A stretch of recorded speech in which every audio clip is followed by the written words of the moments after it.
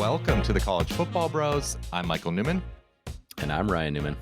So we are re-recording this intro right now because since we recorded this episode, a new tweet has come out on the situation of Mario Cristobal potentially going from Oregon to Miami. It is from Ross Dellinger, so this is the latest we have. Mario Cristobal has a deadline of midday Monday to accept the Miami job, sources tell Sports Illustrated. If he declines, Manny Diaz will be retained. Man. And final decision on the athletic director, where Dan Radakovich of Clemson is the top candidate, will be made after the coach situation is resolved. So kind of an odd ordering there, but what are your thoughts, Ryan? Yeah, it is. You don't usually see it that way. Man, this is weird. If I'm not feeling a whole lot of love right now if I'm Manny Diaz. It's like my fate's kind of in somebody else's hands right now. I'm like, well, this is kind of weird.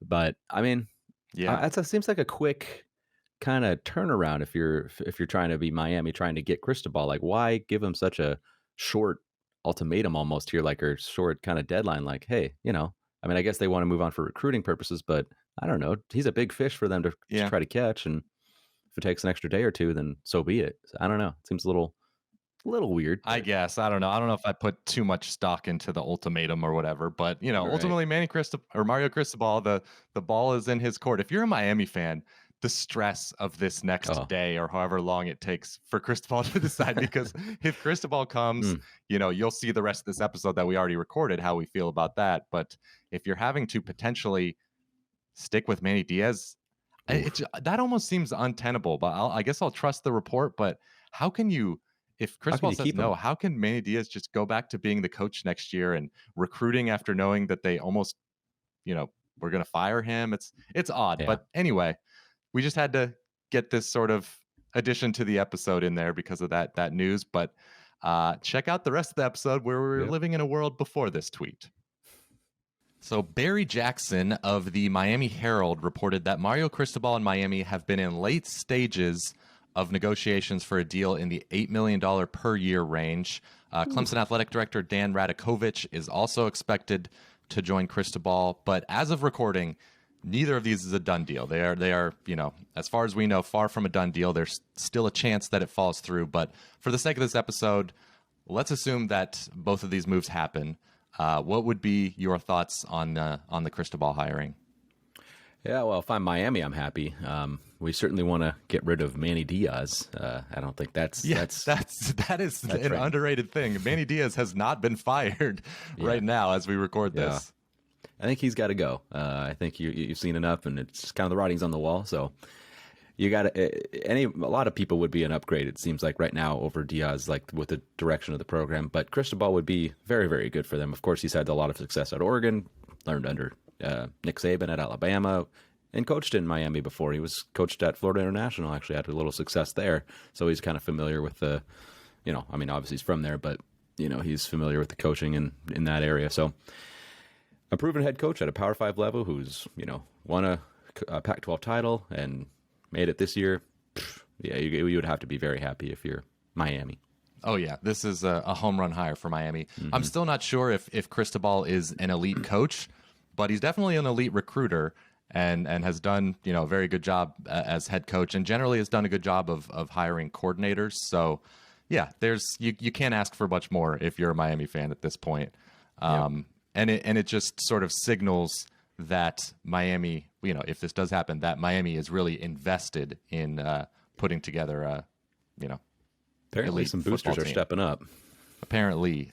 So how about for Cristobal? Does this move make sense for him?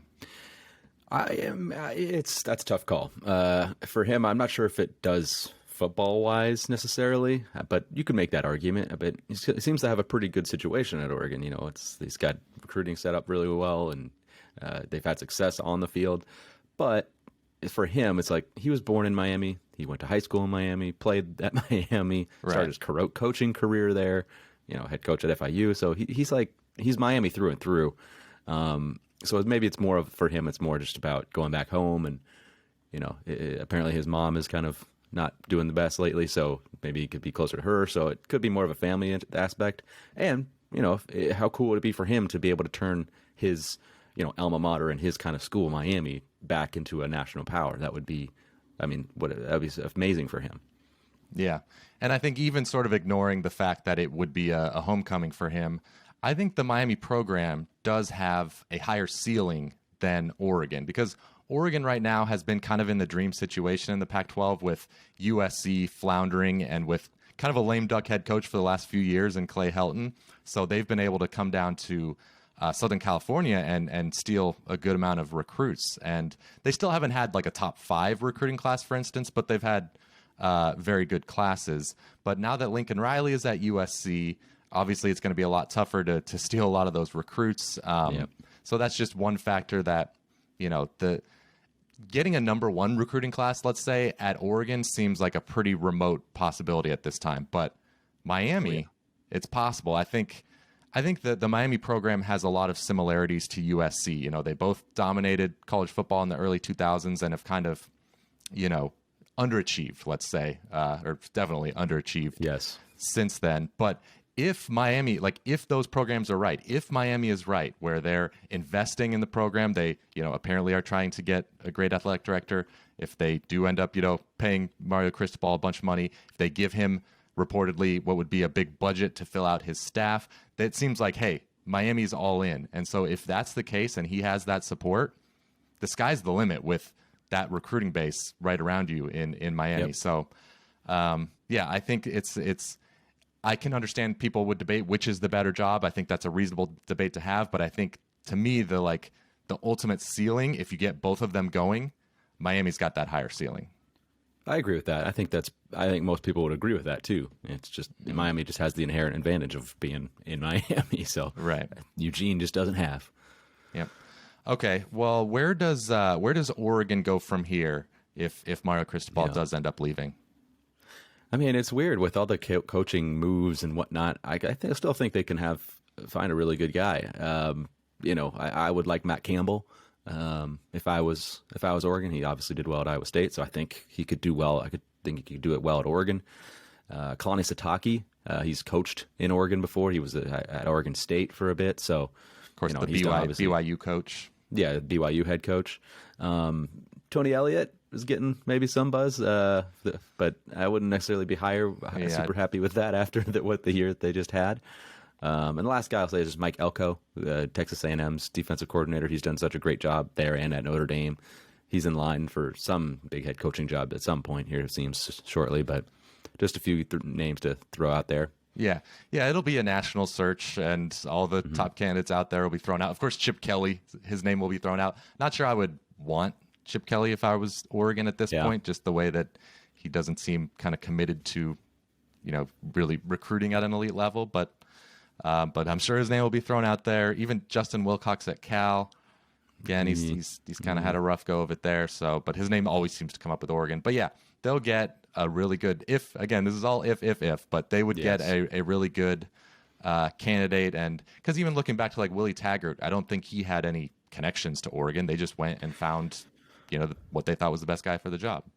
Yeah, I did Cristobal. I mean, yeah, no. I mean, other than that, he was there on the staff, but yeah. Yeah, well, true. But I mean, they're a national brand, and people will go there for, to be at Oregon. Yeah. So, and you're taking over what is currently the best roster in the Pac-12, if whoever does come in at Oregon. So they, have good opportunity to succeed. But anyway, thanks for watching this episode of the College Football Bros. Give us your thoughts on, the latest news in the Miami coaching search as you're watching this.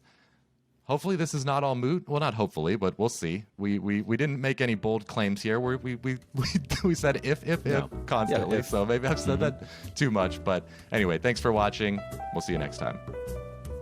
You've been watching the College Football Bros. Be sure to subscribe here on YouTube and in your podcast app for college football content all year round. For bonus episodes and access to our Discord chat, join our Patreon at patreon.com/collegefootballbros. Thanks for watching.